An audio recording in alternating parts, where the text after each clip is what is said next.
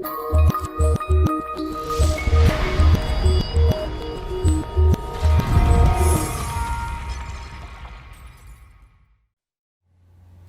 Gary here.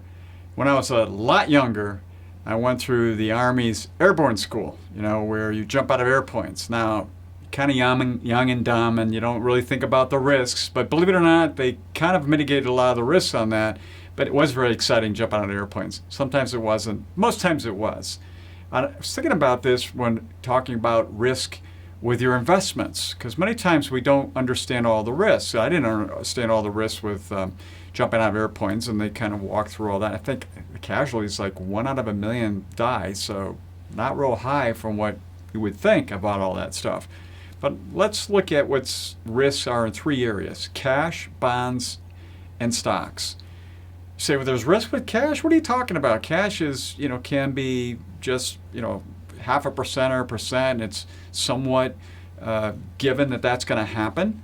Well, but the risk with cash is inflation, because if inflation is running 2 or 3%, then your buying power of that cash over time is going down. Now that's okay, because you need the cash to spend on various things that you're spending on throughout your life. You have checking accounts that need to pay all your bills every month, so you have it for that purpose, but it's not riskless. Now we look at bonds. Well, bonds, if I've got AAA rated bonds and I've got investment graded bonds and government bonds and T-bills, I'm in good shape. Well, there's interest rate risk, and you may recall how this works, but as interest rates move up from what you own, the value of your bond can go down, meaning that if you were to go sell it, you could have less money than you bought it for. So there's a risk that comes out of the fact that the interest rates move up and down and can risk the amount of principal you have in that bond at any point in time. That's confusing.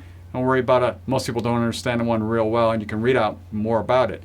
The last one is equity risk, and this is the one like jumping out of airplanes most people think about. It's about stocks, and most folks realize that if a company does poorly, becomes obsolete, technology runs it over, you have that Kodak moment, kind of thing, then you could lose everything in a stock. And so most of us are familiar with the risks that are associated, but there's usually a very large reward related with that as well. So as long as we make sure we're well diversified and have a bunch of stocks, that just put it all on one pony, we're going to be in good shape. So think of this risk really in these 3 areas: risk in cash, bonds, and equities. And if you want to try jumping on an airplane, I guess it's safer today than it was when I did it. It'd certainly be something you could consider. So until next time, enjoy.